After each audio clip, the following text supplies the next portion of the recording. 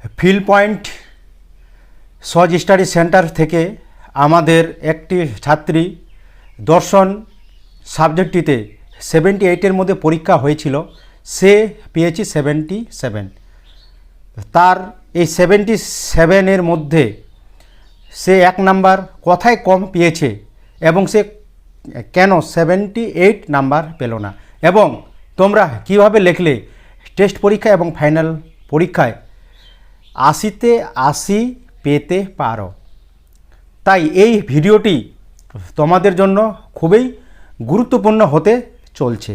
তাই তোমরা ভিডিওটি স্কিপ না করে প্রথম থেকে শেষ পর্যন্ত অবশ্যই দেখবে যদি তোমরা দর্শনে 80-তে 80 পেতে চাও। এই কোশ্চেনটি ফিল পয়েন্ট সহজ স্টাডি সেন্টারে পরীক্ষা হয়েছিল। তোমরা দেখতে পাচ্ছ এই কোশ্চেনটি 78-এর মধ্যে। ওকে, এই কোশ্চেনটি টেস্ট পরীক্ষা এবং ফাইনাল পরীক্ষার জন্য অনুসরণ করে এই কোশ্চেনটি তৈরি করা হয়েছে। তারা যেন টেস্ট পরীক্ষা এবং ফাইনাল পরীক্ষার জন্য 100-এ 100 কমন পায়। এবং তোমরাও যদি ফিলোসফিতে ফুল নাম্বার পেতে চাও তাহলে অবশ্যই তোমরা হোয়াটসঅ্যাপ নাম্বারে যোগাযোগ করো, এবং তোমরা যদি এই কোশ্চেনটি পেতে চাও তাহলে অবশ্যই এই হোয়াটসঅ্যাপে এই কোশ্চেনটি তোমাদেরকে দেওয়া হবে। তাহলে সে কিভাবে লিখেছিল এবং সে কোথায় ভুল করেছে। তাহলে কোশ্চেনটিতে প্রথম কোশ্চেনটি ছিল লোগোস শব্দের অর্থ হলো, সে পূর্ণ বাক্যে কিন্তু লিখছে। তোমরাও কিন্তু এইভাবে লিখবে যদি তোমরা ফুলফিল নাম্বার পেতে চাও। তাহলে উত্তরটি সে লিখছে চিন্তা বা ভাবনা। খুবই একবারে সুন্দরভাবে লিখছে এই স্টুডেন্টটি। পরের কোশ্চেনটি ছিল যে যুক্তিতে আশ্রয় বাক্য থেকে সিদ্ধান্তটি অনিবার্যভাবে নিশ্চিত হয় তা হলো, সে উত্তরটি লিখে তার নিচে আন্ডারলাইন করে দিয়েছে যেন পরীক্ষক সে মার্জিন করতে পারে যে এটি উত্তর। তাহলে সে উত্তরটি লিখছে অবরোহ যুক্তি। খুবই সুন্দরভাবে লিখছে। পরের কোশ্চেনটি ছিল বৈধ যুক্তিতে আশ্রয় বাক্য সত্য হলে সিদ্ধান্ত হবে। তাহলে উত্তরটি হবে সত্য। সে লিখছে সত্য, রাইট, সঠিক লিখছে। পরের কোশ্চেনটি ছিল অনুমান যখন ভাষায় প্রকাশিত হয় তখন তাকে বলে। সে উত্তরটি লিখছে কি যুক্তি। প্রতিটা উত্তরের নিচে কিন্তু সে আন্ডারলাইন্ড করে দিয়েছে, তোমরাও কিন্তু করে দেবে। ওকে, পরের কোশ্চেনটি ছিল বৈধতা প্রশ্নটি ড্যাশের সাথে যুক্ত। সে উত্তরটি লিখছে অবরোহ যুক্তি। সুন্দরভাবে লিখছে, বা যুক্তি আকারের সঙ্গ হয় উত্তর। ওকে, পরের কোশ্চেন হেতুবাক্য সত্য সিদ্ধান্ত মিথ্যা হলে যুক্তিটি হবে। সে উত্তরটি লিখছে অবৈধ, সঠিক উত্তরটি লিখছে। পরের কোশ্চেন যুক্তির বৈধতা কাকে বলে। সে উত্তরটি লিখছে যুক্তির বৈধতা বলতে বোঝায় আশ্রয় বাক্য থেকে সিদ্ধান্তের অনিবার্যভাবে নিশ্চিত হওয়াকে বোঝায়। এক্ষেত্রে আশ্রয় বাক্য সত্য হলে সিদ্ধান্ত কখনোই মিথ্যা হতে পারে না। খুবই সুন্দরভাবে সে উত্তরটি লিখেছে। এটা কিন্তু এসিকিউ আসতে পারে তোমাদের টেস্ট পরীক্ষার জন্য এবং ফাইনাল পরীক্ষার জন্য। পরের কোশ্চেনটি ছিল আরও অনুমানের বস্তুগত ভিত্তি হলো। উত্তরটি সে লিখছে পর্যবেক্ষণ ও পরীক্ষণ। ব্ল্যাক কালি দিয়ে কিন্তু লিখছে প্রতিটা উত্তরেই। ওকে, পরের কোশ্চেনটি ছিল আরোমূলক লাভ বা ঝুঁকি কি।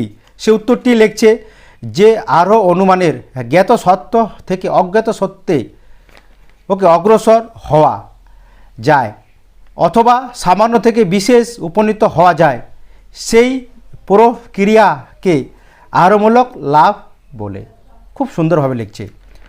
পরের কোশ্চেনটি ছিল গুণ ও পরিমাণের মিশ্রণে বচন 4 প্রকার। এখানে ছিল গুণ ও পরিমাণ মিশ্রণে বচন কয় প্রকার। সে কি লিখছে 4 প্রকার। যথা দিয়ে লিখছে 1 নাম্বার সামান্য সদর্থক ব্র্যাকেটে এ, সামান্য নয়ার্থক ই, বিশেষ সদর্থক আই, বিশেষ নয়ার্থক ও। একবারে 1-এ 1 পাইছে, প্রতিটাতেই সে নাম্বার পাইছে। পরের কোশ্চেনটি ছিল বিশেষ বচনে ড্যাশ পদ ব্যাপ্য। তাহলে সে এই উত্তরটি লিখছে বিধেয় পদ। ওকে, তারপরে কোশ্চেনটি ছিল ও বচনের কোন পদ ব্যাপ্য, সে লিখছে ও বচনের বিধেয় পদ ব্যাপ্য। পরের কোশ্চেনটি ছিল বিশিষ্ট বচনের কয়টি অংশ, সে উত্তরটি লিখছে 3টি অংশ। একবারে কারেক্ট অ্যান্সার লিখছে। একবার এইভাবে লিখলে কোথাও নাম্বার তোমাদের কাটবে না। ওকে, পরের কোশ্চেনটি ছিল সম্বন্ধ অনুসারে বচন কয় প্রকার, সে লিখছে 2 প্রকার। যথাদিও সে নামগুলি লিখে দিয়েছে, নিরপেক্ষ বচন ও সাপেক্ষ বচন। ওকে, সে কিন্তু নামগুলো লিখে দিয়েছে। এটাকে বলে ইন্টেলিজেন্ট স্টুডেন্ট। পরের কোশ্চেন এরিস্টটল বিপরীত বিরোধিতা ও বিরোধিতাকে স্বীকার করেছেন। তাহলে এখানে কোশ্চেনটি ছিল এরিস্টটল কোন কোন বিরোধিতাকে স্বীকার করেছেন, সে লিখছে বিপরীত বিরোধিতা ও বিরুদ্ধ বিরোধিতাকে। ওকে, তারপরের কোশ্চেনটি ছিল যে বিরুদ্ধ বিরোধিতা কোন কোন বচনের মধ্যে হয়। আর এখানে কোশ্চেনটি ছিল কোনো কোনো কবি নয় বাঙালি বচনটির বিরুদ্ধ বচনটি কি হবে, সে লিখছে এ সকল কবি হয় বাঙালি। এটা কি বিরুদ্ধ বচন, এ আর ওর মধ্যে একবারে ফুলফিল ভাবে সে লিখছে পূর্ণ বাক্যে। পরের কোশ্চেনটি ছিল দুটি সামান্য বচনের মধ্যে কীরূপ সম্পর্ক রয়েছে, সে লিখছে কি বিপরীত বিরোধিতার সম্পর্ক রয়েছে। তারপরে কোশ্চেনটি ছিল অসম বিরোধিতার সত্যতার নিয়মটি লেখ, সে লিখছে 1 নাম্বার দিয়ে সামান্য বচনটি সত্য হলে বিশেষ বচনটি সত্য হবে এবং সামান্য বচনটি মিথ্যা হলে বিশেষ বচনটি অনিশ্চিত হবে, এবং দিয়ে নাম্বার লিখছে 2 বিশেষ বচনটি মিথ্যা হলে সামান্য বচনটি মিথ্যা হবে এবং বিশেষ বচনটি সত্য হলে সামান্য বচনটি অনিশ্চিত হবে। সে ঘুরিয়ে ফিরিয়ে লিখছে একবারে, যাকে বলে ফুলফিল নাম্বার পাওয়ার খাতা ফাইনাল পরীক্ষা এবং টেস্ট পরীক্ষার জন্য। ওকে, পরের কোশ্চেনটি ছিল বিরুদ্ধ বিরোধিতা কাকে বলে, সে লিখছে একই উদ্দেশ্য ও বিধি বিশিষ্ট যে নিরপেক্ষ অনুমানে দুটি বচনের মধ্যে গুণ ও পরিমাণ উভয়েরই পার্থক্য থাকে তাকে বিরুদ্ধ বিরোধিতা বলে। সে কিন্তু আবার উদাহরণটাও দিয়েছে, এ দিয়ে সকল কবি হয় ভাবুক, অতএব দিয়ে লিখছে কোনো কোনো কবি নয় ভাবুক। Perfect answer. পরের কোশ্চেনটি ছিল বচনের বিরোধিতার আবশ্যিক শর্তটি লেখ, সে উত্তরটি লিখছে বিরুদ্ধ বচনের উদ্দেশ্য বিধিও এক হবে কিন্তু গুণ পরিমাণ পৃথক হবে। পারফেক্ট। পরের কোশ্চেনটি ছিল বিরুদ্ধ বিরোধিতার একটি দৃষ্টান্ত দাও, সে লিখছে এ দিয়ে সকল কবি হয় মানুষ, অতএব দিয়ে কোনো কোনো কবি নয় মানুষ। এটা কি বিরুদ্ধ বচন। পরের কোশ্চেনটি ছিল বিরুদ্ধ বিরোধিতা সত্যতার নিয়মটি, সে লিখছে 1 নাম্বার দিয়ে একটাই লিখছে বিরুদ্ধ বিরোধিতার সম্বন্ধে আবদ্ধ দুটি বচন একই সঙ্গে সত্য অথবা মিথ্যা হতে পারে না। একবারে খুব সুন্দরভাবে সে লিখছে। পরের কোশ্চেনটি ছিল অমাধ্যম অনুমান কাকে বলে, সে লিখছে যে অবরহমূলক অনুমানে সিদ্ধান্তটি একটি মাত্র হেতুবাক্য থেকে অনিবার্যভাবে নিশ্চিত হয় তাকে অমাধ্যম অনুমান বলে। একবারে পারফেক্ট উত্তর। ওকে, অমাধ্যম অনুমান নিচে কিন্তু সে আন্ডারলাইন্ড করে দিয়েছে এবং ব্ল্যাক কালি দিয়ে লিখেছে। তারপরে কোশ্চেনটি ছিল বিপরীত পদ, সে উত্তরটি লিখছে বিপরীত পদ হলো এমন একটি দুটি পদ যে দুটিকে যুক্ত করলে নির্দেশিত ব্যক্তি বা বস্তুর সমগ্র শ্রেণীকে পাওয়া যায় না, একেই বিপরীত পদ বলে। আরেকটি তোমাদেরকে কথা বলছি, তোমরা যদি মানে দর্শনে 100তে 100 পেতে চাও লিখে আসি, আর প্রজেক্টে ওখানে তো 20তে 20 তোমাদেরকে দিবেই, তাহলে তোমরা এই ফিল পয়েন্ট স্টাডি সেন্টারে 499 টাকা দিয়ে ভর্তি হয়ে যেতে পারো। এই 499 টাকা দিয়ে তোমরা দেখবে তোমাদের লাইফ তৈরি হয়ে যাবে একবারে। যা এখান থেকে কোশ্চেন দেওয়া হয় বা সাজেশন দেওয়া হয় টেস্ট পরীক্ষা এবং ফাইনাল পরীক্ষায়, তার মধ্যেই পরীক্ষায় আসে। এখান থেকে অনেক ছাত্রছাত্রী 90 থেকে 100 ঘরে বেশিরভাগই কিন্তু নাম্বার পেয়েছে দর্শন সাবজেক্টটিতে। তোমরাও পাবে, তাই বেশি দেরি না করে তোমরাও ভর্তি হয়ে যেতে পারো মাত্র বা অনলি 499 টাকা দিয়ে। ওকে, পরের কোশ্চেনটি ছিল আই বচনের বিবর্তনটি কি? তাহলে উত্তরটি সে লিখছে ও বচন। পরের কোশ্চেনটি সরল আবর্তন কাকে বলে?